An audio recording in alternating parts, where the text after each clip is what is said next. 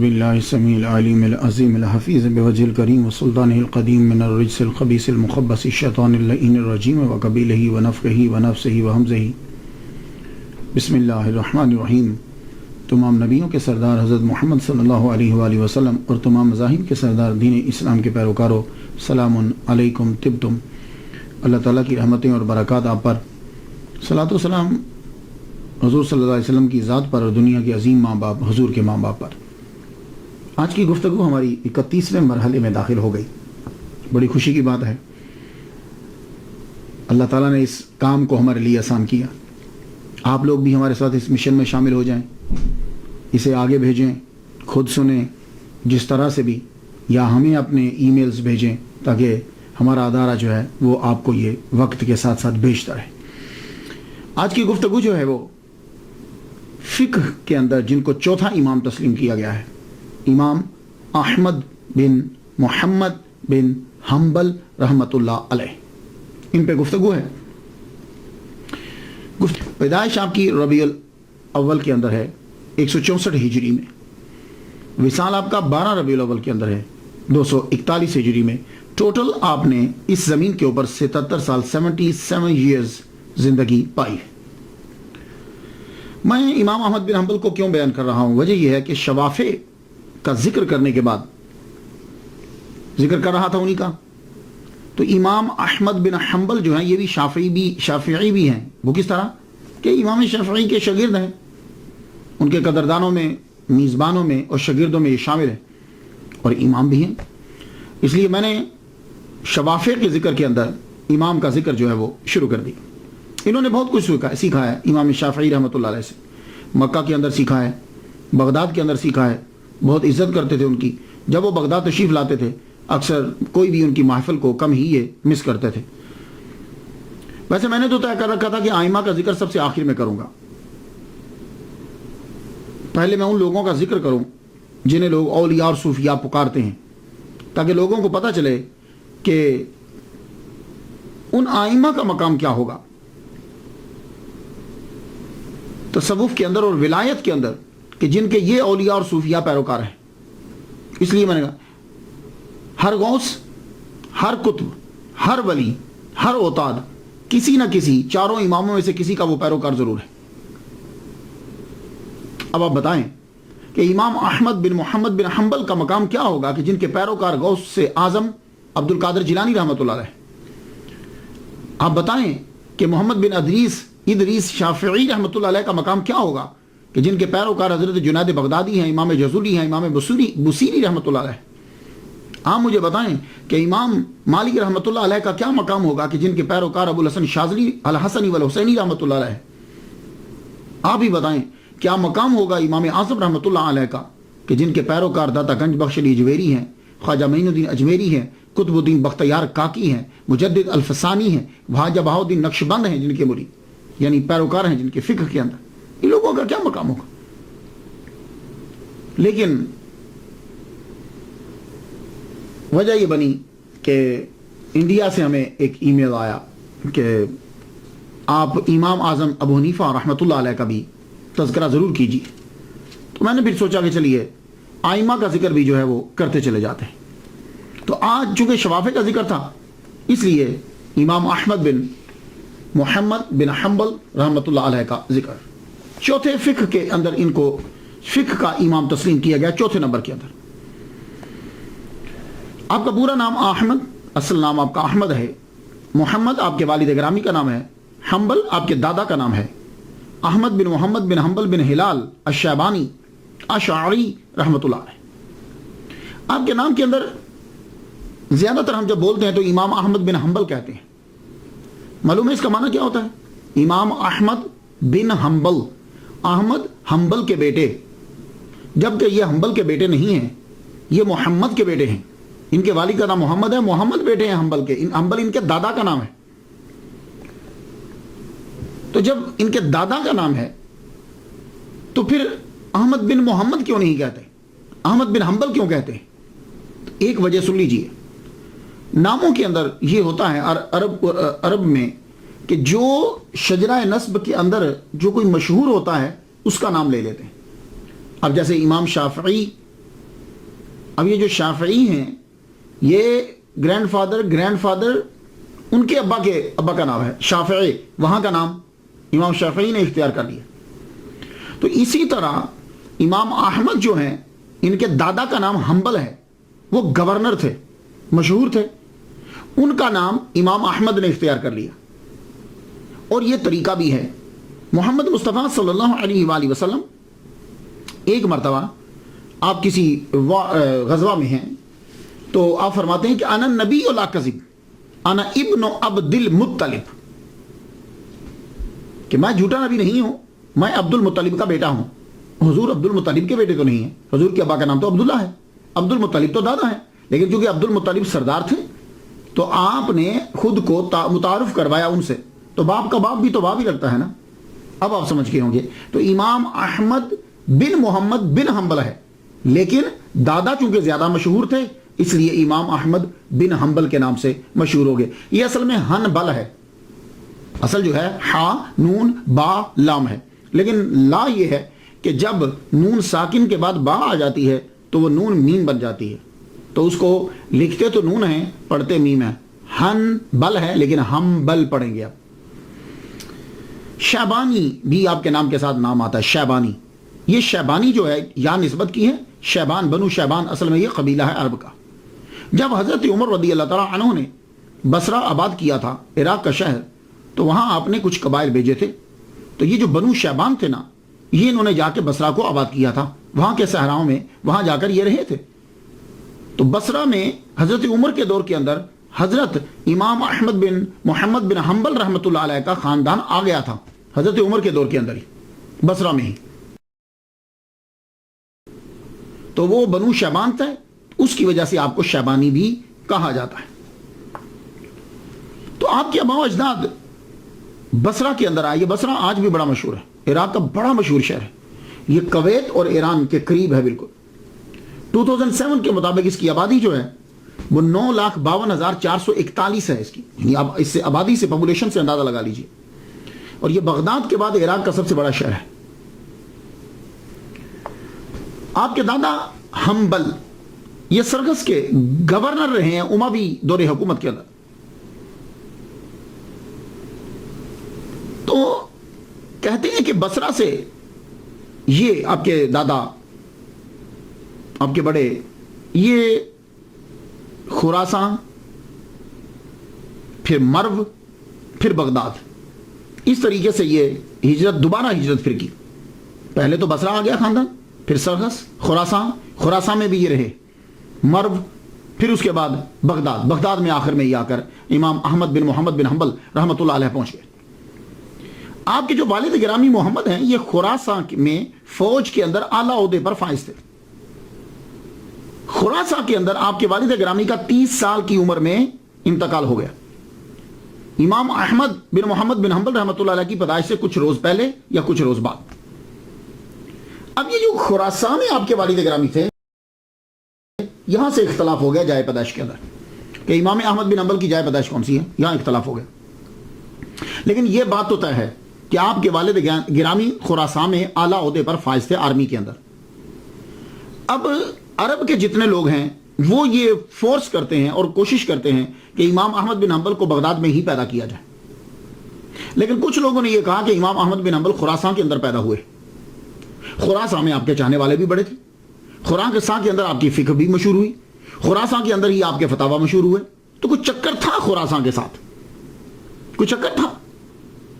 تو اب میں جب تحقیق کرتا ہوں تو اگر یہ کہا جائے کہ امام احمد بن حنبل جو ہیں ان کی ولادت سے کچھ روز پہلے ان کے والد گرامی جو ہیں وہ وفات پا گئے ہیں، تو پھر تو وہ خراسان کے اندر تھے. تو کچھ روز پہلے وفات پائی تو پھر تو خراسان کے اندر ہی پیدا ہوئے. اور اگر یہ کہا جائے کہ کچھ روز بعد وفات پائی تو اب یہ ہے کہ اتنی جلدی یہ یہاں کیوں آ گئے؟ وہ تو خراسان میں ان کی ڈیوٹی تھی، وہ چھوڑ کر ڈیوٹی بغداد میں تو نہیں آئیں گے کیونکہ بوڑھے تو ہیں نہیں ہیں، 30 سال کے ینگ ہیں، تو خراسان میں ڈیوٹی ہی تو کر رہے ہیں.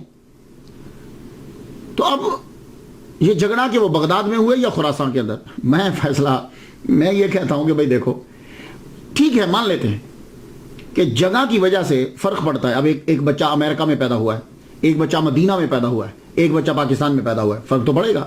لیکن کچھ ہستیاں ایسی ہوتی ہیں کہ وہ جگہ کی محتاج نہیں ہوتی، وہ جہاں پیدا ہو جائیں ان کی ولادت کی وجہ سے وہ جگہ افضل ہو جاتی ہے. ہاں، تو اس لیے امام احمد بن حنبل وہ ہستی ہیں کہ وہ جہاں پیدا ہوں گے وہ جگہ ہی افضل ہو جائے گی. تو اس لیے اس میں فکر کرنے کی ضرورت کوئی خاص نہیں ہے. وہ خود عربی ہیں تو اب کیوں جہاں مرضی پیدا ہوں، اس سے کوئی فرق نہیں پڑے گا. تو آپ کے والد گرامی کا جب انتقال ہو گیا خراسان کے اندر، آپ 30 سال کی عمر ہے، تو آپ کی والدہ پھر وہاں سے آپ کو بصرہ لے آئیں. کیوں؟ اس لیے کہ بصرہ میں رشتہ دار رہتے تھے، تو عراق میں واپس لے آئیں. عراق میں آپ تشریف لائیں، وہاں رہے، پھر وہاں سے بغداد میں آ گئے. امام احمد بن محمد بن حنبل رحمۃ اللہ علیہ، آپ نے ابتدا میں، اب چونکہ غربت ہے، والد گرامی کا سایہ تو سر سے اٹھ گیا ہے، ابتدا میں جتنا پڑھ سکتے تھے پڑھا، قرآن مجید حفظ کرنا ہے، قرآن کا پڑھنا ہے. لیکن بہت سلو سپیڈ دیکھتا ہوں میں جب میں کتب پڑھتا ہوں، تو امام احمد بن محمد بن حنبل رحمۃ اللہ علیہ کی پڑھنے کے اندر سپیڈ جو ہے وہ شروع کے 15 سال کے اندر تقریباً بند ہے. اس کی اب وجہ وہی ہو سکتی ہے کہ حالات ٹھیک نہیں ہیں، معاشی حالت جو ہے وہ بہت انتہائی کمزور ہے. کیوں؟ والد گرامی جو چیز چھوڑ کر گئے ہیں پیچھے، وہ کپڑا بننے کا ایک کارخانہ ہے اور چند دکانیں ہیں. ان ساروں کا کرایہ ملا کر ٹوٹل 17 درہم آتا ہے. ایک دکان کا کرایہ 3 درہم آتا ہے، اور وہ بھی لوگ کبھی دکان کا کرایہ دیتے ہیں، کبھی کرایہ نہیں دیتے.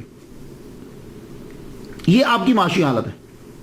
اب ایسی حالت کے اندر اتنا لمبا سفر کرنا، سفر کے اخراجات، فیسیں، 15 سال تک تو ویسے ہی بند رہے. 15 سال کے بعد پھر آپ نے پڑھنا شروع کیا. سب سے پہلے آپ نے قرآن مجید حفظ کیا. قرآن مجید حفظ کرنے کے بعد آپ نے کتابت شروع کر دی. کتابت جب شروع کی، بہت خوش نویس تھے، بہت خوبصورت لکھتے تھے. اور ویسے بھی پرانے زمانے کے جتنے بھی آئمہ ہیں، علماء ہیں، وہ سب سے پہلے لکھنا سیکھتے تھے، ساتھ ساتھ لکھنا بھی سیکھتے تھے. وجہ کیا ہے؟ اس دور کے اندر جو پڑھا جاتا تھا وہ لکھا بھی جاتا تھا. تو اگر لکھائی جو ہے وہ بری ہوگی تو پھر وہ ان کی کتابیں، کتب جو ہیں وہ یہ لکھیں گے کیسے؟ تو خوش نویس بھی اچھے لکھنے والے کاتب زبردست ہوتے تھے. آپ دیکھ لیجئے جتنے بھی پرانے. لیکن آج کے دور میں کیا ہوا کہ اب کمپیوٹر آ گیا ہے، ہاتھ سے پینسل قلم سب چیزیں چھین لی، اب کمپیوٹر آ گیا. اب آپ کو وہ لکھائی کی وہ چیزیں نظر نہیں آئیں گی. انتہائی گندی لکھائی جو ہے وہ ہوتی ہے. لیکن میں نے جب پڑھا ہے تو دن کے اندر اسکول کے اندر بھی تختی لکھوائی جاتی تھی، لیکن اب وہ تختی، وہ ساری چیزیں جو ہیں وہ چھین. تو آپ نے لکھنا سیکھا، حفظ کرنا، حفظ کیا. اس کے بعد اب آپ جو ہیں سب سے پہلے آپ نے فقہ کی طرف توجہ دی. فقہ کے لیے آپ سب سے پہلے جن کے پاس گئے، وہی کوئی فقہ کا اور بادشاہ کون ہوگا، استاد کون ہوگا؟ امام اعظم ابو حنیفہ نعمان بن ثابت رحمۃ اللہ علیہ کے شاگرد. ان کے علاوہ فقہ کا دروازہ کون کھولے گا؟ فقہ کے بادشاہ ہیں یہ. تو حنبلی بھی جو ہیں وہ فقہ کے اندر اگر شاگرد ہیں تو امام اعظم نعمان بن ثابت رحمۃ اللہ علیہ کے. آپ نے پھر جا کر امام قاضی ابو یوسف رحمۃ اللہ علیہ سے، جو شاگرد رشید ہیں، جو جانشین، اصلی جانشین ہیں امام اعظم نعمان بن ثابت رحمۃ اللہ کے، ان سے جا کے فقہ سیکھی. تو فقہ سیکھنے کے بعد امام وقی رحمۃ اللہ علیہ کی کتب جو ہیں وہ زبانی یاد کیا. جب آپ نے فقہ پڑھ لی، اس کے بعد آپ حدیث کی جانب توجہ دی. آپ نے حدیث کی جانب، اور اس کا آپ کو شوق بھی بڑا تھا. فقہ کا آپ کو اتنا شوق نہیں تھا، سیکھتے تھے، سیکھا اپنے ایک علم کے طور پر سیکھا. امام احمد بن محمد بن حنبل رحمۃ اللہ علیہ کا زیادہ شوق حدیث کی طرف.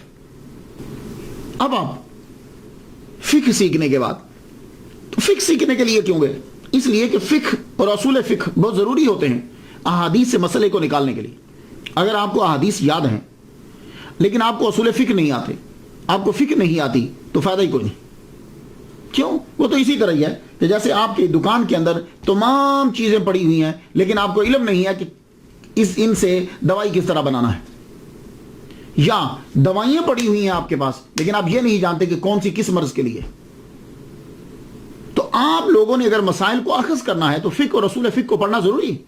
اسی لیے شوافع، حنابلہ، ایون کہ موالک، مالکی کی جمع ہے، موالک جو ہیں شوافع جو ہیں اور حنابلہ جو ہیں سب کے سب جو ہیں وہ فقہ کے اندر محتاج ہیں امام اعظم نعمان بن ثابت رحمۃ اللہ علیہ. اس کے اندر کوئی تعصب کرے تو الگ بات ہے، لیکن اگر حقیقت تو تسلیم کرنا پڑے گی. تو یہ فقہ سیکھنے کے بعد اب حدیث مبارکہ سیکھنا شروع کیا. سب سے پہلے آپ روانہ ہوئے حدیث سیکھنے کے لیے بصرہ روانہ ہو گئے، بغداد سے بصرہ 186 ہجری میں.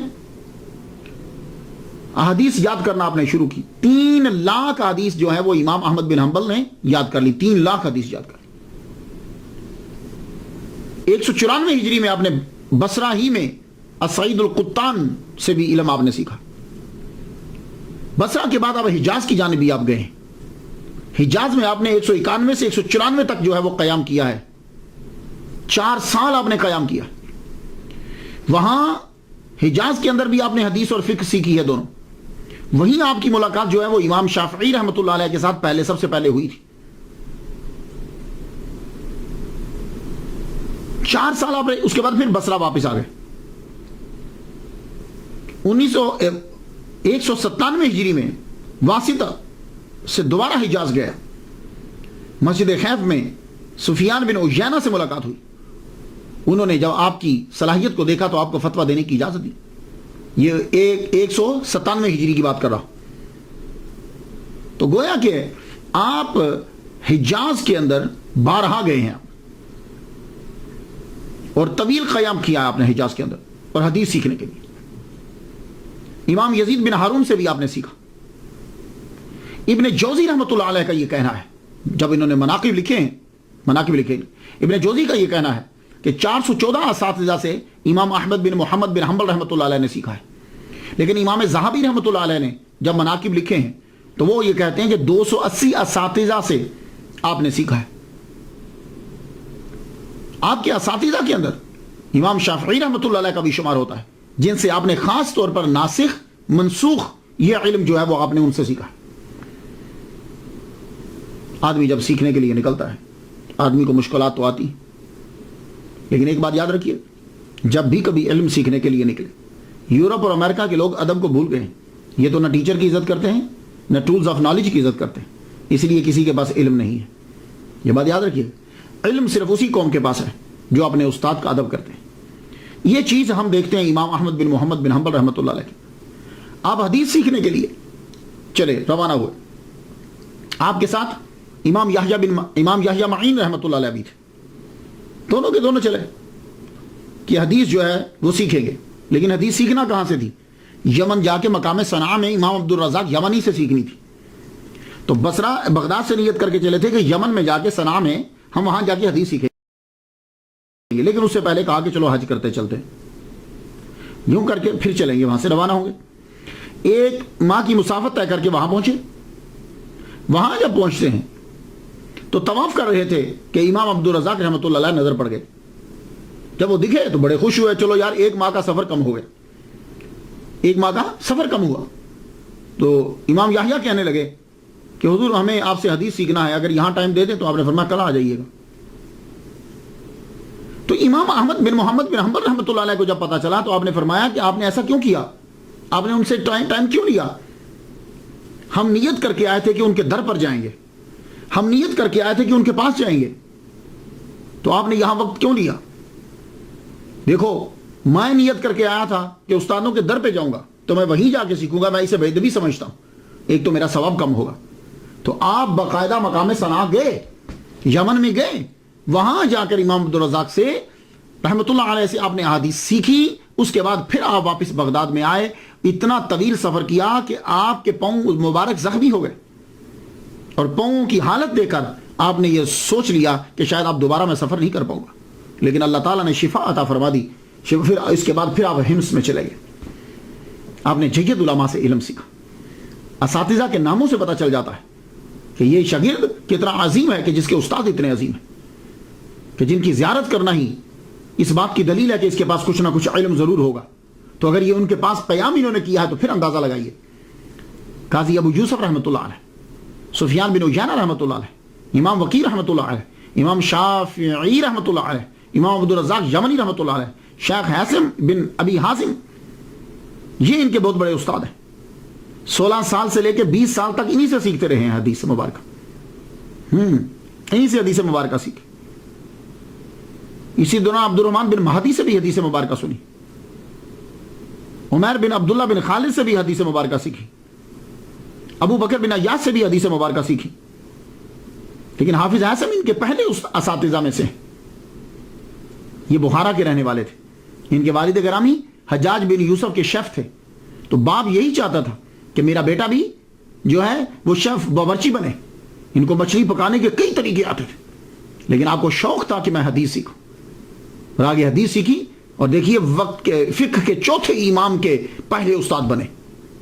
इसलिए इल्म जो है वो इंसान को बुलंदी अता फरमा देता। उस दौर के लोग ये नहीं देखते थे ये बावर्ची के बेटे हैं, ये फलां के बेटे हैं, नहीं, वो ये देखते थे कि इसके पास सलाहियत कितनी है।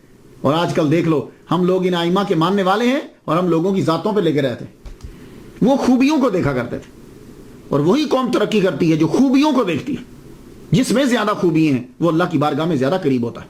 वरना इंसान की पैदाइश में और इंसान की मौत की आखिरी जगह में कोई किसी में फर्क नहीं है, खा वो बहुत बड़ा है या वो बहुत छोटा है। 15 साल से लेकर 40 साल तक, यानी 179 हिजरी से लेकर 204 हिजरी तक इल्म ही हासिल करते रहे। और आपकी उम्र 40 साल हुई तो आपको बड़े बड़े उलमा ने फतवा की सनद दे दी।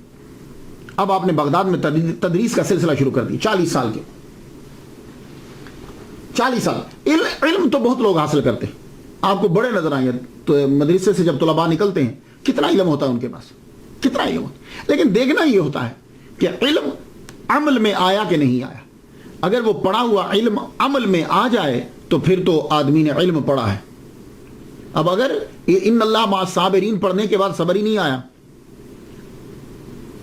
आमन बिल्लाह पढ़ने के बाद, युमिनून बिल गैब पढ़ने के बाद, आमन रसूल पढ़ने के बाद, अतीउल्लाह व अतीउर रसूल पढ़ने के बाद,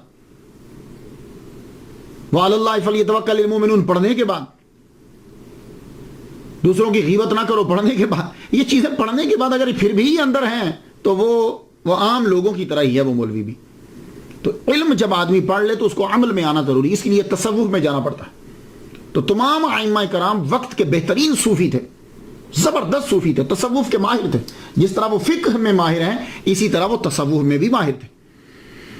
अब इमाम अहमद बिन हंबल 40 साल जब पढ़ चुके तो अब आपने शादी की, 2 बीवियां आपकी और 1 लौंडी। अल्लाह ताला ने आपको 9 बच्चे अता किए, जिनमें से 2 बेटे। और आपकी जब भी बेटी पैदा होती तो आप यही कहते, मुबारक अंबिया ज्यादातर बेटियों के ही बाप थे। 2 बेटे अल्लाह ने आपको दिए, एक अब्दुल्ला बिन अहमद और दूसरा सालेह बिन अहमद।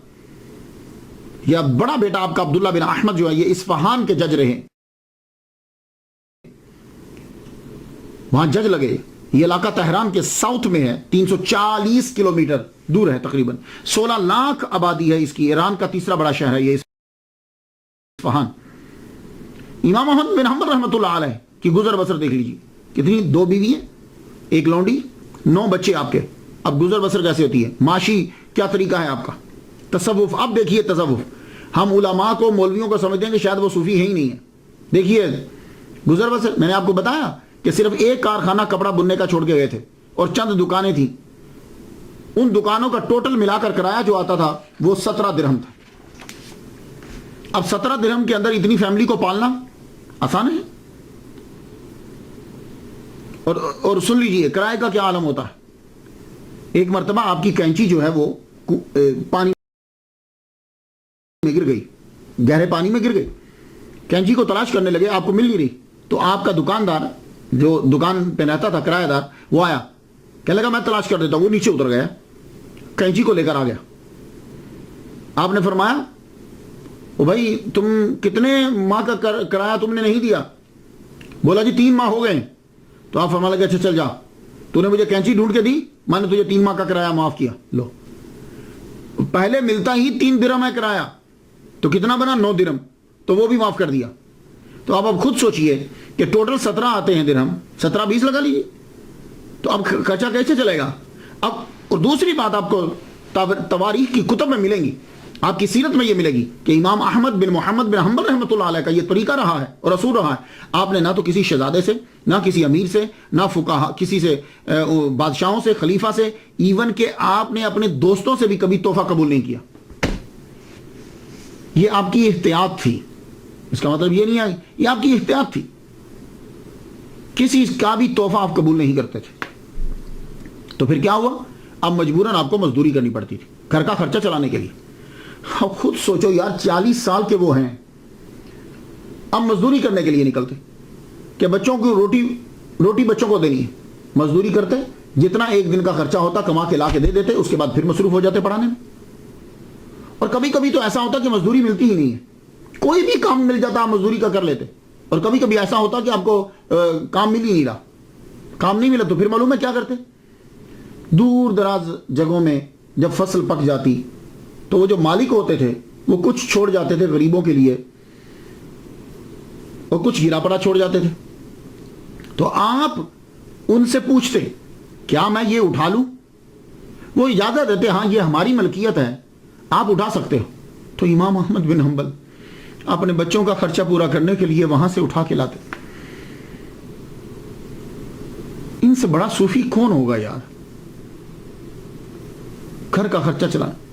اور بادشاہ ہزاروں دینار دیتے لیکن قبول نہیں کرتے آپ. کیوں؟ کہ جب ان کا قبول کریں گے تو پھر یہ اپنی بات منوائیں. عبادت، آپ کے بڑے صاحبزادہ یہ کہتے ہیں، عبادت اللہ اکبر جل شان. یہ اصفہان کے قاضی کہتے ہیں کہ میرے ابا 300 رکعات جو پڑھا کرتے تھے جب آپ کی عمر اب 40 کے بعد 70 سے پہلے 300 رکعات پڑھا کرتے تھے. اب ہوتا یہ ہے کہ جب کبھی کتابوں کے اندر، پرانی کتابوں میں لکھا جاتا تو اس کا زیرو جو ہوتا تھا ایسے کر کے ڈال دیتے تھے. تو ایسے جب ڈلتا تھا کہیں سیاہی گر جاتی تو ڈیجٹ کے بعد جو زیرو ہوتا ہے نا وہاں بڑی پرابلم پڑتی ہے. 100 ہے تو 1000 کبھی بن جاتا ہے، 3 ہے تو کبھی 3000 بن جاتا ہے، 300 ہے تو 3000 بن جاتا ہے. 300 رکعات جو ہے وہ آپ پڑھا کرتے تھے نفل کی. اور پھر جب آپ کی عمر 70 سال ہو گئی تو آپ نے ان کو 100 کر دیا. 5 حج آپ نے پیدل کیے. یہ عبادت کا اندازہ لگائی. 3 پیدل ہیں، 2 سواری کے اوپر، 5 حج آپ نے ٹوٹل کیے. آپ عشاء کی نماز کے بعد سوتے، درمیان رات جاگتے اور پھر نوافل ادا کرتے. یہ آپ کا سلسلہ بعد میں تھا 70 کے بعد. پہلے آپ تقریباً عبادت میں بھی لگے رہتے اور پڑھتے بھی رہتے. روزہ، سوموار کو روزہ رکھتے، جمعرات کو روزہ رکھتے، 13 14 15 ہر مہینے کی چاند کی تاریخ جو ہے اس پہ روزہ رکھتے. یہ لازمی تھے آپ کے روزے. اور روزہ افطار کرتے تو آپ کے بڑے بیٹے عبداللہ بیان کرتے ہیں، کہتے ہیں کہ میرے ابا سوکھی روٹی ہوتی مرتبان میں ڈال دیتے، مرتبان پہ جب ڈالتے تو اوپر سے پانی ڈال دیتے، پانی ڈالتے وہ سوکھی روٹی تھوڑی سی گیلی ہو جاتی، گیلی ہونے کے بعد اس کو نکالتے، نکال کے سرکے کے ساتھ کھا لیتے یا نمک کے ساتھ کھا. یار کتابوں والے کیوں فرق کرتے ہیں علماء میں اور صوفیہ میں؟ امام احمد بن محمد بن حنبل رحمۃ اللہ سے بڑا صوفی کون ہوگا یار؟ تو سرکے کے ساتھ یا نمک کے ساتھ اس روٹی کو کھا لے. اور اساتذہ کا ادب انتہا درجے کا. اگر اساتذہ کا ادب نہیں ہے تو علم نہیں آتا. امام شافعی رحمۃ اللہ علیہ جب کبھی بغداد میں تشریف لاتے، آپ ان کے سامنے دوزانوں بیٹھے رہتے، اور جب اٹھ کے جانے لگتے تو آپ ان کے خچر کے ساتھ ساتھ پیدل چلتے تھے. یہ ادب کم کا. حضور صلی اللہ علیہ وآلہ وسلم آج کے دور کے اندر تو پتہ نہیں امام احمد بن حنبل کے پیروکار کیا سوچتے ہیں اسے، لیکن انہیں چاہیے کہ اپنے امام کی اس سنت کو تو دیکھیں.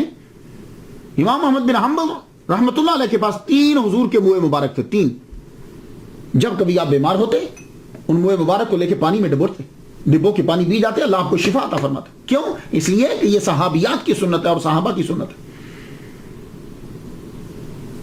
اور پھر آپ ان کو چومتے اور آنکھوں سے لگاتے. جب آپ دنیا سے جانے لگے تو آپ نے یہ کہا کہ دیکھو میری وصیت یہ ہے، 2 منہ مبارک، ایک میری اس آنکھ پہ رکھ دینا اور ایک اس آنکھ پہ رکھ دینا، اور ایک منہ مبارک میرا منہ کھول کے میری زبان کے اوپر رکھ دینا، اور بس تینوں منہ مبارک میرے ساتھ جائیں گے. اللہ اکبر جل شانہ. یہ ادب ہے. تصوف اور امام احمد بن حنبل. اللہ اکبر جل شانہ. عالم با عمل ہوگا تو صوفی ضرور ہوگا، یہ بات یاد رکھیے.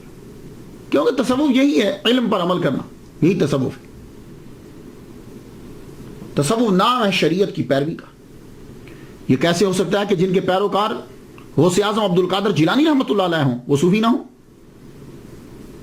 امام شافعی جو خود اوتاد کے مرتبے پر ہیں، وہ آپ کی تعریف کرتے ہیں کہ میں نے امام احمد بن محمد بن حنبل سے بڑھ کر کوئی متقی، پارسا، فقیہ اور محدث نہیں دیکھا۔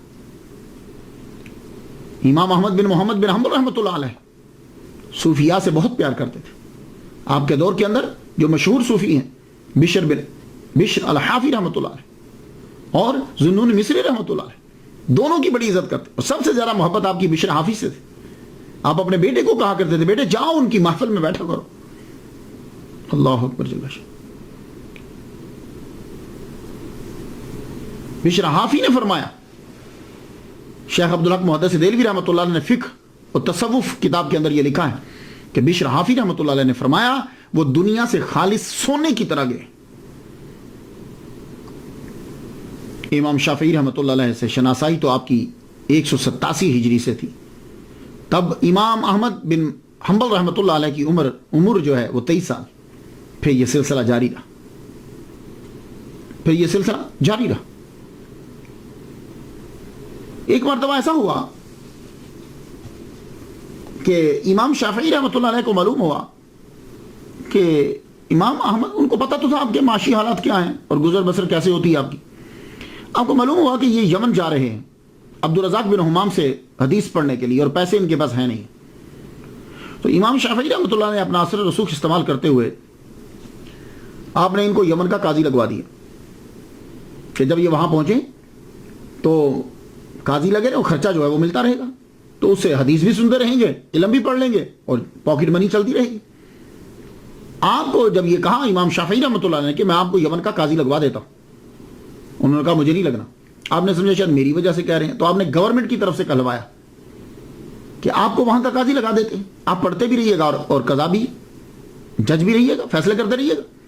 جب دوسری مرتبہ یہ بات آپ تک پہنچی تو امام احمد بن محمد بن حنبل رحمۃ اللہ علیہ نے امام شافعی رحمۃ اللہ سے کہا ابو عبداللہ سنو، غور سے سنو، اب آئندہ اگر فورس کیا کہ میں وہاں کا قاضی لگ جاؤں تو سنو میں زندگی بھر آپ سے بات نہیں کروں گا۔ اللہ اکبر۔ امام شافعی سمجھ، امام احمد بن محمد بن حنبل رحمۃ اللہ علیہ، آپ کا نام ویسے تو فقہ کے چوتھے امام میں شمار کیا جاتا ہے، 4 اماموں میں چوتھے نمبر پر، لیکن کچھ لوگوں نے یہ کہا کہ آپ فقیہ نہیں تھے، آپ محدث تھے، کیونکہ آپ نے زیادہ تر حدیث کو جمع کرنے میں لگایا اور آپ نے اپنی زندگی کے اندر فقہ کو عروج نہیں دیا۔ یہ ان کا موقف ہے۔ ان لوگوں کے اندر ابن جریر طبری اختلاف الفقہا کے اندر امام احمد کا ذکر ہی نہیں کیا انہوں نے۔ کیوں؟ وہ کہتے تھے کہ یہ محدث ہیں، فقیہ ہے ہی نہیں۔ ایسے بہت سے رائٹر ہیں کہ جنہوں نے فقہا کا تذکرہ کیا، فقہی مسائل کو بیان کیا، لیکن امام احمد بن حنبل کا ذکر ہی نہیں کیا۔ اسی طرح قتیبہ نے اپنی کتاب المعارف میں فقہا کا تذکرہ کیا، لیکن آپ کا تذکرہ نہیں کیا۔ احسن التقاسیم کے اندر تذکرہ ہے دوسروں کا، لیکن آپ کا ذکر نہیں ہے۔ اسی طرح قاضی ایاز رحمۃ اللہ علیہ نے انہیں محدث شمار کیا ہے، فقیہ نہیں۔ وجہ کیا ہے؟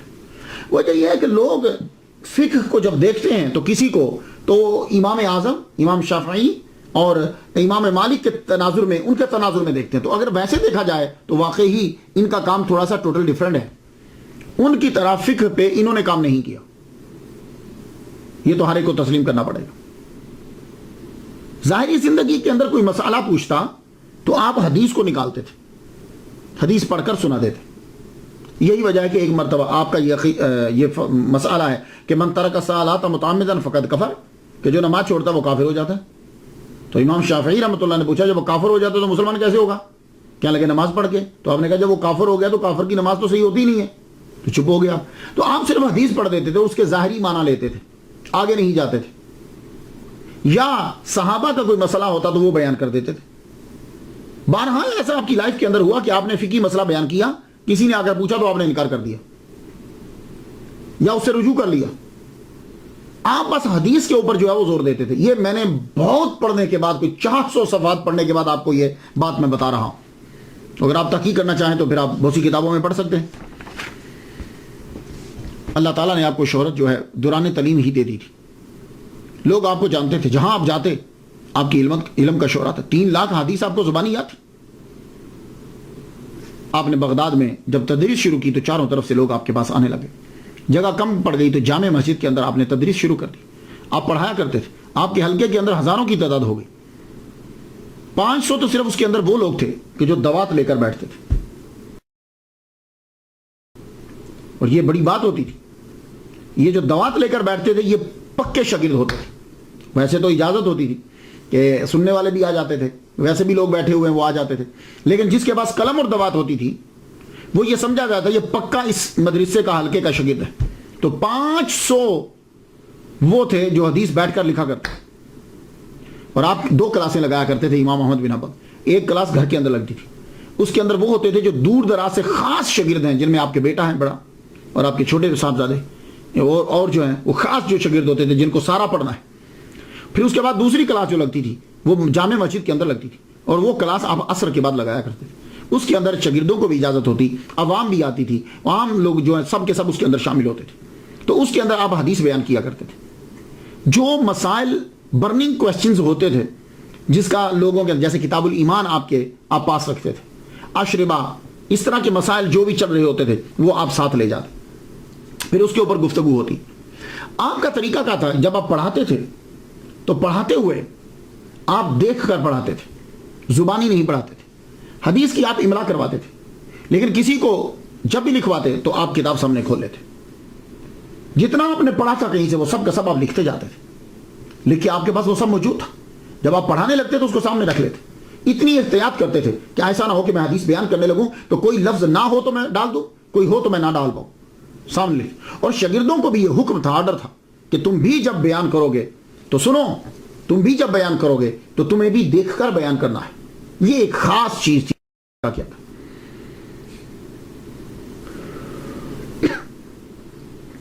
اسی لیے امام علی المدینی وہ جب پڑھانے لگے، آپ کے بہت بڑے شاگرد ہیں، تو کہا کرتے تھے میرے سردار امام احمد نے فرمایا کہ دیکھ کر حدیث جو ہے وہ بیان کرو. اور یہ خاص طور پر آپ کے حلقہ کے اندر یہ حکم تھا کہ کوئی میری حدیث کے ساتھ فتویٰ نہ لکھے. یہ جو چیزیں ہیں نا، اس لیے لوگوں نے آپ کو فقیہ شمار نہیں کیا. کوئی فتویٰ نہیں لکھے. ہاں فتویٰ دیتے تھے، لیکن حدیث کے ساتھ کوئی لکھے نہیں. حدیث صرف حدیث لکھو. اللہ اکبر جل شانہ. حضور صلی اللہ علیہ وسلم نے 40 سال میں باقاعدہ تبلیغ شروع کی. ویسے تو اچھی باتیں تو آپ بتاتے رہتے تھے، لیکن باقاعدہ آپ نے 40 سال تو یہی اس سنت پر بھی عمل کیا. امام کب کے 3 لاکھ حدیثوں کو یاد کر چکے تھے، کب کی صلاحیت آپ کے اندر پیدا ہو چکی تھی، لیکن جب 40 سال کے ہوئے تو نبی کی سنت پر عمل کرتے ہوئے تدریس کو شروع کیا. حدیث پر حتی الامکان کوشش کرتے کہ حدیث پر عمل ہو. میں اٹھوں نا حدیث. حضور صلی اللہ علیہ وسلم کی حدیث ہے کہ آپ نے پچھنے لگوائے. پچھنے وہ کٹ لگواتے ہیں نا، خون نکلوا. تو آپ نے ابو طیبہ کو رضی اللہ تعالیٰ عنہ کو 1 دینار دیا تھا. تو آپ بھی اسی طرح کرتے، جب پچھنے لگواتے تو حجام کو 1 دینار دیتے. آپ کو لونڈی کی ضرورت نہیں تھی. جب آپ نے 2 نکاح کیے ہیں تو اب لونڈی کیوں رکھنی؟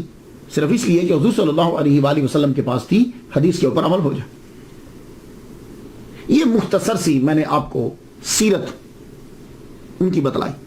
اصل جس چیز نے آپ کو مشہور کیا اور آپ کی ثابت قدمی جو ہے وہ ہے مسئلہ خلق قرآن. یہ مسئلہ ہے کیا؟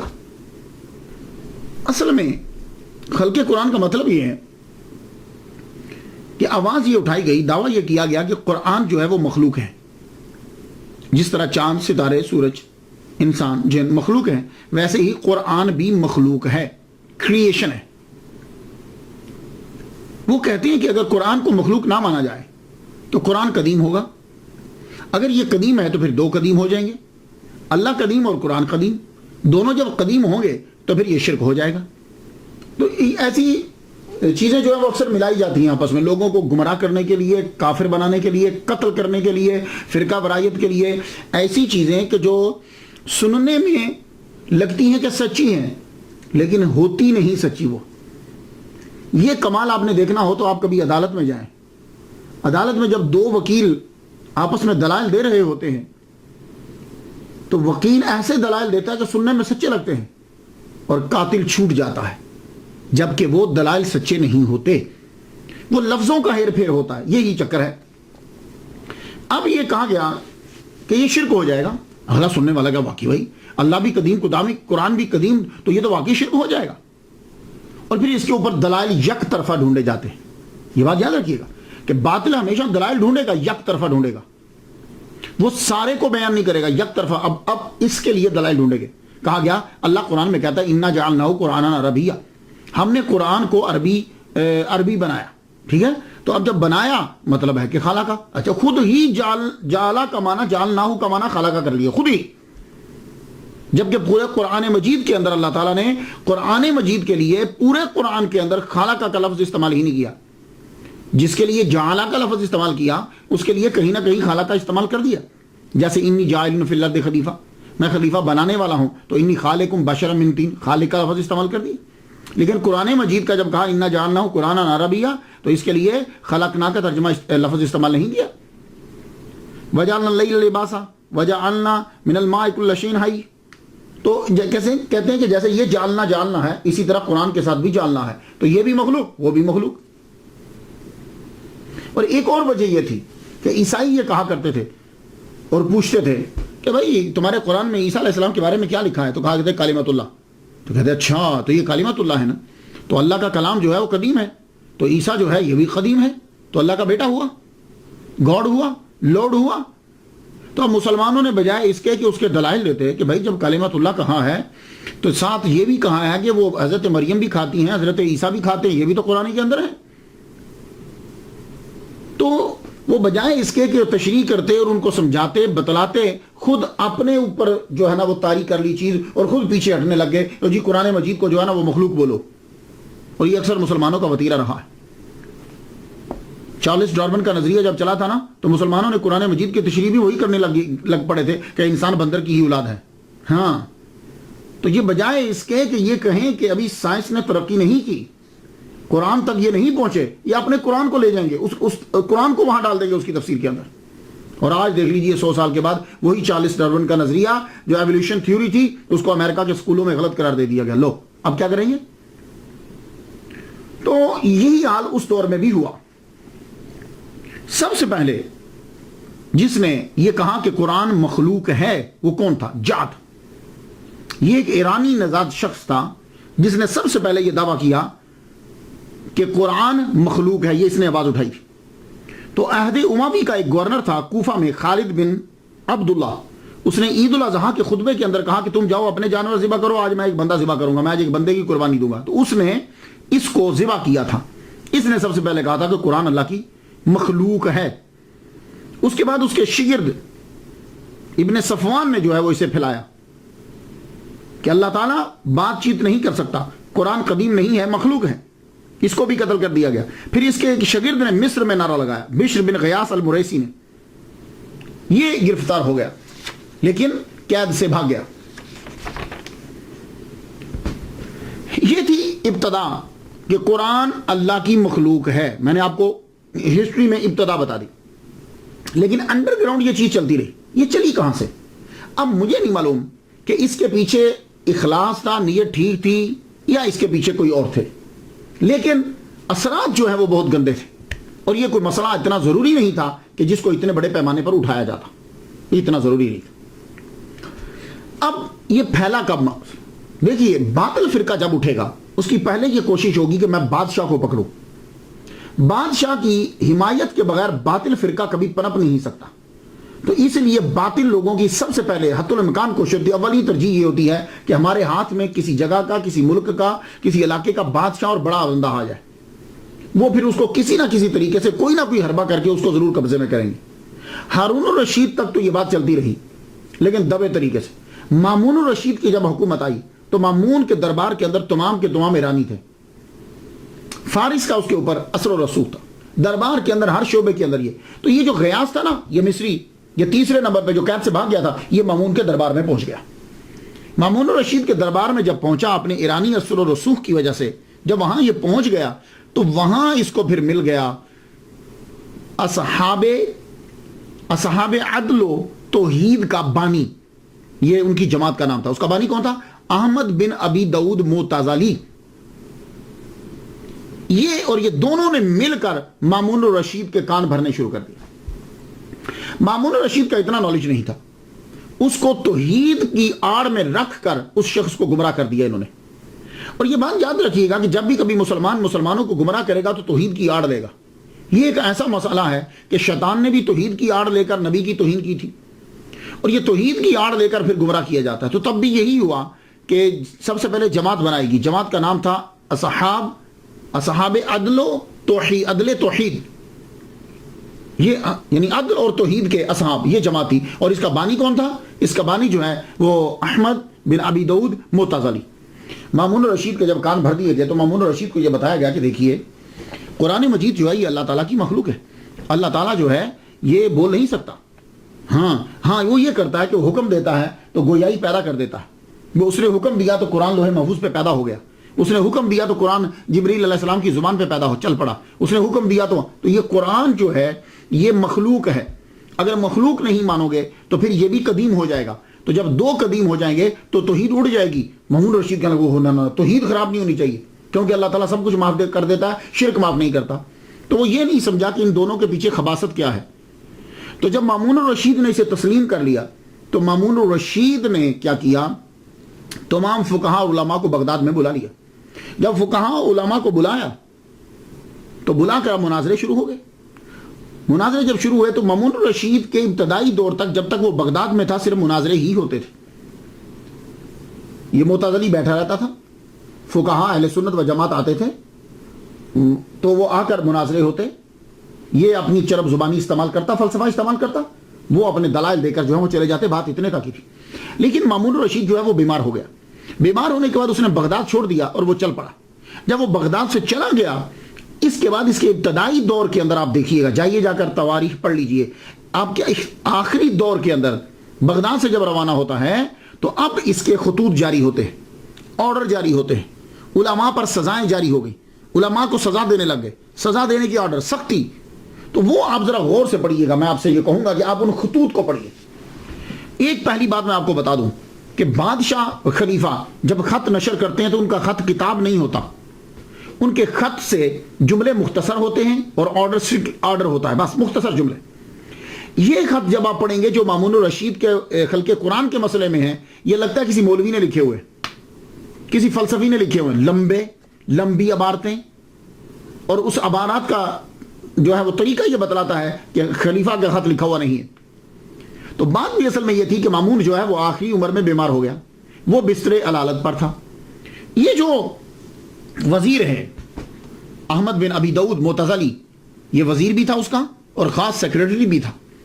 یہ کیا کرتا تھا, یہ خود لکھتا تھا. لکھنے کے بعد آپ پتہ نہیں سناتا تھا ابھی تک کہ نہیں سناتا تھا. لکھنے کے بعد وہ اس سے اجازت لے لیتا کہ میں اس کو آپ کی طرف سے بھیج رہا ہوں.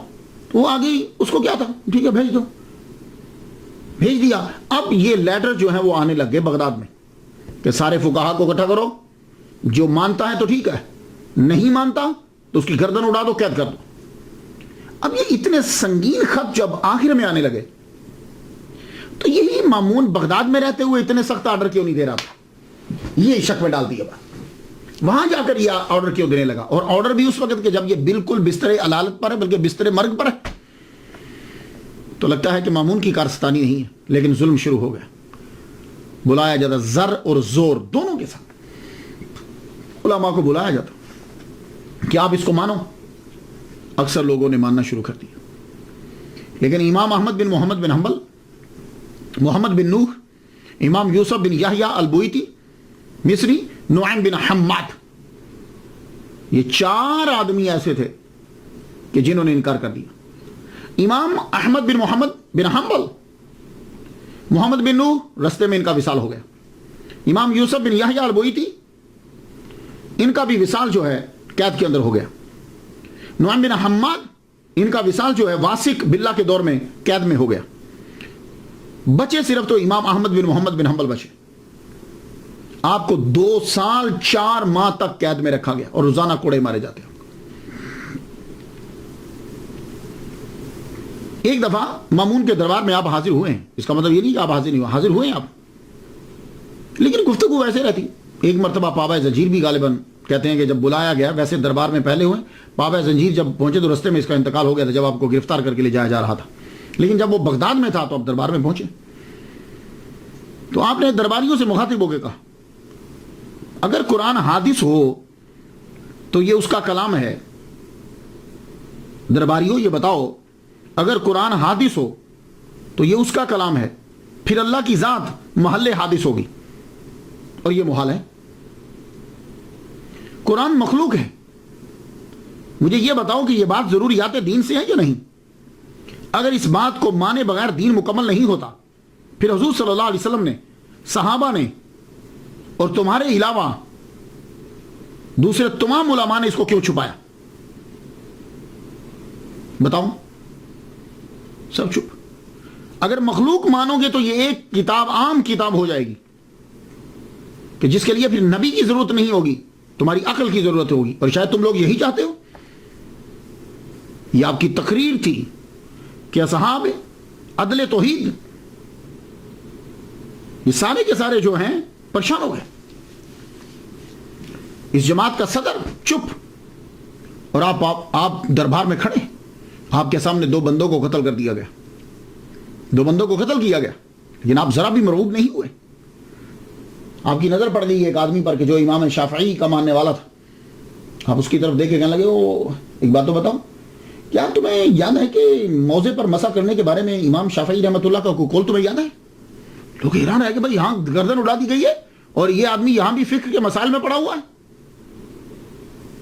مامون مر گیا، لیکن مامون مرتے ہوئے وصیت کر گیا اپنے جانشین اور بھائی معتصم کو کہ میرے بعد توحید کا خیال رکھنا، قرآن مخلوق ہے، اسے ضرور عام کرنا، تبھی توحید بچے گی، ورنہ توحید جو ہے وہ تباہ ہو جائے گی۔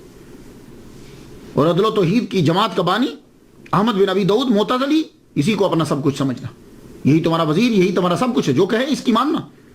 معتصم کا دور آیا، اس کا ظلم بڑھ گیا، امام احمد کا مسئلہ معتزلی کے ہاتھ میں چلا گیا، اس نے قید میں پھر خوب کوڑے لگوائے، ایک آدمی تھک جاتا دوسرا مارنے لگ جاتا، دوسرا تھک جاتا تیسرا مارنے لگ جاتا، اور جب آپ مار کھاتے کھاتے بے ہوش ہو جاتے تو تلوار کی کوچ سے آپ کو اٹھایا جاتا، یوں مار کے اٹھو۔ اللہ اکبر، 1.5 سال تک آپ کو روزانہ پیٹا گیا، آپ اندازہ کیجئے 1 سال 6 ماہ تک آپ کو روزانہ پیٹا گیا، اور جب دیکھا کہ لوگوں کے اندر اب اثر جو ہے وہ غلط پڑنے لگ گیا، کہیں لوگ خلاف نہ ہو جائے، چھوڑ دیا گیا آپ کو۔ آپ جب گھر آئے تو جسم کا کوئی حصہ نہیں تھا جو پھٹا ہوا نہیں اور کٹا ہوا نہیں، کئی ماہ تک آپ کا علاج ہوتا رہا۔ جب آپ ٹھیک ہوئے تو جامع مسجد میں آئے، جامع مسجد میں آئے تو اب پتا چلا کہ بھئی لوگ تو جو اکٹھا ہونے لگ گئے، گورنمنٹ کو پریشانی ہو گئی، حکم جاری کیا گیا۔ اب جب آپ ٹھیک ہوئے تو معتصم مر چکا تھا، واسق کا دور آ گیا تھا، واسق بھی معتصم کے نقشے قدم پہ چل رہا ہے۔ تو واسق کا جب دور آیا تو واسق جو ہے نا اس پہ ذرا اثر کم تھا، اتنا زیادہ نہیں، اثر کم تھا، لیکن اثر تو تھا۔ اب اس نے قید سے تو نکال دیا، لیکن حکم جاری کیا کہ آپ جامع مسجد میں نماز نہیں پڑھ سکتے، آپ گھر سے باہر نہیں نکل سکتے، آپ تدریس نہیں کر سکتے، آپ کسی سے مل نہیں سکتے، گویا کہ گھر کے اندر نظر بند کر دیا گیا۔ اور انہی سالوں کے اندر آپ نے پھر المسند جو ہے وہ لکھی، آپ کی جو کتاب ہے، آپ کے بیٹوں کو آپ املا کرواتے تھے اور وہ لکھتے تھے، کیونکہ اور تو کوئی آ نہیں سکتا تھا۔ واسق باللہ کے دور کے اندر واسق باللہ نے بھی توبہ کی اور اس کا اثر بھی کم ہوا۔ کیا کہ قرآن مخلوق ہے، یہ مذاق بن گیا۔ ایک چیز جس کے پیچھے خلوص نہیں ہوتا، جس کے پیچھے کوئی سچائی نہیں ہوتی، وہ ایک دور کے بعد ختم ہو جاتی۔ آپ دیکھ لیجئے وہی سعودی عرب کہ جس میں قبروں کے بارے میں اور قبروں پر جانے کے بارے میں سختی تھی، اب اسی سعودی عرب کے اندر کنگ عبدالعزیز یونیورسٹی کے ڈاکٹر موسیٰ جو ہیں وہ خود کہتے ہیں کہ میں قبر پہ جاتا ہوں، میں دعا پڑھتا ہوں۔ تو یہ تبدیلی آتی رہتی ہے۔ تو واسق ایک دن بیٹھا ہوا تو ایک مسخرہ آ گیا۔ آپ کو پتا ہے بادشاہوں کے درباروں میں مسخرے تو ہوتے ہیں، مسخرہ آ گیا، آگے کہنے لگا، آتے ہی داخل ہوا تو آ کے کرتا ہے، کہتا امیر المومنین اللہ آپ کو قرآن کے بارے میں اجر دے۔ واسی بولا کم بخت، قرآن کوئی مرنے کی چیز ہے؟ کہنے لگا حضور ہر مخلوق نے مرنا ہے تو قرآن بھی مخلوق ہے، تو امیر المومنین ایک بات بتائیے، قرآن اگر مر گیا تو تراویح میں کیا پڑھیں گے پھر؟ سورا دربار ہنسنے لگ گیا، واسی خود ہنس پڑا۔ اب آپ دیکھیے، اس سے اندازہ لگائیے کہ یہ مسئلہ جو اصحاب عدل و توحید نے اٹھایا تھا وہ کتنا مذاق بن کے رہ گیا، کیونکہ حقیقت ہی نہیں ہے کچھ۔ جب یہ مذاق بن کے رہ گیا تو واسی نے کہا کم بخت، چلو چپ ہو جاؤ، نکل جاؤ۔ پھر ایک مرتبہ ایک صاحب کو گرفتار کر کے لایا گیا، واسی کو دربار لگا کے بیٹھا ہوا، وہ صاحب آئے، آ کے کہنے لگے تم لوگوں کو کافر بنا بنا کے قتل کر رہے ہو، اس بنیادی عقیدے کی حضور کو، صحابہ کو، تابعین کو خبر تھی کہ نہیں؟ اگر خبر تھی تو بنیادی عقیدے کی تبلیغ کیوں نہ کی؟ اگر تم کہو کہ خبر تھی سکوت کیا تو پھر تم سکوت کیوں نہیں کرتے؟ اگر بولو کہ ان کو خبر نہ تھی تو بتاؤ اتنا اہم بنیادی مسئلہ جو توحید کو ہلا دے حضور اور صحابہ کو معلوم نہ تھا تو تمہیں کیسے معلوم ہو گیا؟ دربار میں سناٹا چھا گیا، واسی ایک دم اچھلا اٹھا، کہنے لگا واہ واہ، جاؤ معاف کیا، سمجھ آ گئی مجھے۔ خیر، تو واسق کے دور سے یہ جو اصحاب عدل و توحید تھے ان کو سمجھ آ گئی کہ اب ہم توحید کے نام پر لوگوں کو اور بادشاہ کو گمراہ نہیں کر سکتے، اب مسئلہ کمزور ہو گیا۔ تو واسق کے مرتے ہی نظر بندی ختم ہو گئی، نظر بندی بھی ختم۔ 5 سال کے بعد یہ سلسلہ جو ہے وہ ختم ہوا۔ 232 ہجری میں امام احمد بن محمد بن حنبل عزت و وقار کے ساتھ مسند پر جلوہ افروز ہوئے، تعلیم و تبلیغ شروع ہوئی، اور نام و نہاد اصحاب عدل و توحید مٹ گئے۔ جس کو وہ کافر کہتے تھے اس کا نام آج تک زندہ ہے، اور کوئی بھی آدمی معتزلہ کو اچھے نام سے یاد نہیں کرتا۔ آپ نے بہت سی کتابیں بھی لکھی، سب سے بڑی کتاب اور آپ کی بڑی کرامت المسند ہے۔ یہ کتاب آپ نے خود اپنے بیٹوں عبداللہ بن احمد اور صالح بن احمد اور آپ کے بھتیجے حنبل بن اسحاق، جب آپ کی نظر بندی تھی نا تو تب آپ لکھواتے تھے، تو آپ فرمایا کرتے تھے بیٹے حدیث صرف لکھنا، اس کے ساتھ اور کچھ نہیں لکھنا تم نے۔ لیکن جب آپ کی دنیا سے آپ تشریف لے گئے تو پھر آپ کے بیٹے نے بعد میں تشریحات اور فتاوی بھی ساتھ جو ہیں وہ ملا دی، وہ بھی ساتھ لکھ دی۔ 180 ہجری سے جو احادیث آپ نے یاد کرنا شروع کی تھی وہ آپ نے 225 ہجری میں بچوں کو لکھا۔ اس کتاب کے اندر امام احمد نے رحمت اللہ علیہ نے حدیث کو صحابہ کی ترتیب پہ لکھا، جس طرح صحابہ کا مرتبہ تھا، خلفائے راشدین، پھر اس کے بعد تو ایک صحابہ سے جتنی حدیث روایت ہیں وہ آپ نے مسند میں لکھ دی۔ یہ آپ کا ذرا ڈیفرنٹ سٹائل ہے کہ آپ نے ایسا نہیں کیا کہ پہلے وضو، طہارت، وضو، یہ اس طرح کے مسائل، اذان، نماز، نہ، آپ نے کہا پہلا صحابی کون، اس کی جتنی حدیثیں ہیں چاہے وہ جس ٹاپک پہ ساری جمع کر دو، پھر دوسرا صحابی، اس طریقے سے۔ یہ آپ کا طریقہ رہا، کتاب ناسخ منسوخ، کتاب المناسک، کتاب الاعمال، کتاب الزہد، کتاب الفضائل۔ تو امام احمد نے دوسرے ائمہ کی طرح فتاوا اور یہ چیزیں ساری جو تھیں یہ مدون نہیں کی۔ ہاں، اب یہ معلوم نہیں، ہو سکتا ہے کہ آپ کے دور کے اندر جو ہیں وہ لوگ عقل کو استعمال کرتے تھے، آراء کو استعمال کرتے تھے، تو آپ نے کہا کہ میں اتنی مخالفت کروں اس کی کہ لوگ صرف حدیث کو دیکھنے لگ جائیں۔ آپ بھی مجدد ہیں، مجتہد ہیں، تو آپ نے اس کا حل جو ہے وہ یہی جانا شاید۔ تو فقہ کے جتنے فتاوا آپ دیتے تھے، جیسے خراسان میں آپ نے فتاوا جو دیے تھے، بعد میں جب آپ بغداد میں آئے تو آپ نے دیکھا کسی کے ہاتھ میں، تو آپ نے رجوع کر لیا کہ میں نے یہ بیان میں رجوع کرتا ہوں ان سے۔ اسی طرح یہی وجہ ہے کہ جب امام احمد بن حنبل رحمۃ اللہ علیہ کے فتاوا کو پڑھا جاتا ہے تو تضاد پایا جاتا ہے اس کے اندر، کہ ایک دفعہ آپ نے بیان کیا، دوسری دفعہ۔ خیر میں ان سلسلوں میں پڑھنا نہیں چاہتا، میری تو یہ بتانا ہے، صرف ان کی سیرت کو بتانا ہے کہ انہوں نے محمد مصطفیٰ صلی اللہ علیہ وآلہ وسلم کی حدیث کو اپنایا اور ان کو آگے جو ہے وہ پھیلایا۔ تو ماہ ربیع الاول کی 4 تاریخ کو آپ شدید بیمار ہو گئے، 9 روز تک بیمار رہے۔ بروز جمعہ 241 ہجری 12 ربیع النور کو آپ دنیا سے کوچ کر گئے، اور آپ کی عمر جو ہے وہ 77 سال تھی۔ آپ کی وفات جو ہے وہ جنگل کی آگ کی طرح دنیا میں پھیل گئی، لوگ آ گئے، اتنا جنازہ ہوا کہ کہتے ہیں کہ 8 لاکھ لوگ آئے، عبد الوہاب وراق کہتے ہیں کہ 10 لاکھ لوگ آئے، اور جب جنازے کے لیے صفیں بننے لگی تو بغداد کے اندر کوئی ایسی جگہ نہیں تھی کہ جہاں بندے کھڑے ہوئے نظر نہ آئے، چھتوں پر، گلیوں میں، محلے میں، ایون کہ کشتیوں کے اوپر لوگوں کو کھڑا ہونا پڑا، ہر جگہ آدمی ہی آدمی نظر آ رہے۔ تو آپ کا جو ہے وہ جنازہ پڑھا گیا، تو کہتے ہیں کہ 40,000 غیر مسلموں نے اسلام قبول کر لیا، ہر آنکھ اشک بار تھی آپ کے جانے پر۔ یہ کہ جن کو لوگ کہتے تھے کہ توحید خطرے میں ہے اس کے جملے کی وجہ سے، اگر یہ نہیں مانے گا تو توحید تباہ ہو جائے گی، دیکھو وہ پورا بغداد اس کے جنازے میں شامل ہے۔ اور یہ بات آپ نے اپنی زندگی میں کہہ دی تھی۔ امام دارقطنی نے روایت کرتے ہیں صالح بن زید سے، وہ روایت کرتے ہیں عبداللہ بن احمد بن حنبل سے کہ بتا دو معتزلہ کو، میرے ابا نے کہا تھا بتا دو معتزلہ کو تمہارے اور ہمارے درمیان انصاف میری نماز جنازہ میں ہو جائے گا۔ اللہ اکبر۔ کہتے ہیں 1 ہفتے تک آپ کی قبر مبارک کے اوپر لوگ آ کر نماز پڑھتے رہے، اتنا جنازہ، اتنے لوگ تھے۔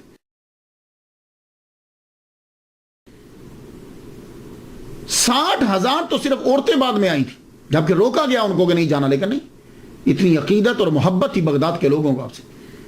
اس سے بڑھ کر اور کیا مقام ہو سکتا ہے کہ پیران پیر، دستگیر، شہباز لامکانی، قندیل نورانی، الشیخ سید عبد القادر جیلانی الحسنی والحسینی رحمۃ اللہ علیہ آپ کے پیروکار، آپ بھی حنبلی ہیں۔ میں تو ان کے لیے فاتحہ پڑھ چکا، آپ بھی ان کے لیے فاتحہ پڑھ دیجئے۔ خدا تعالیٰ اور رحمت نازل فرمائے۔ اجازت دیجئے، وآخر دعوانا الحمدللہ رب العالمین۔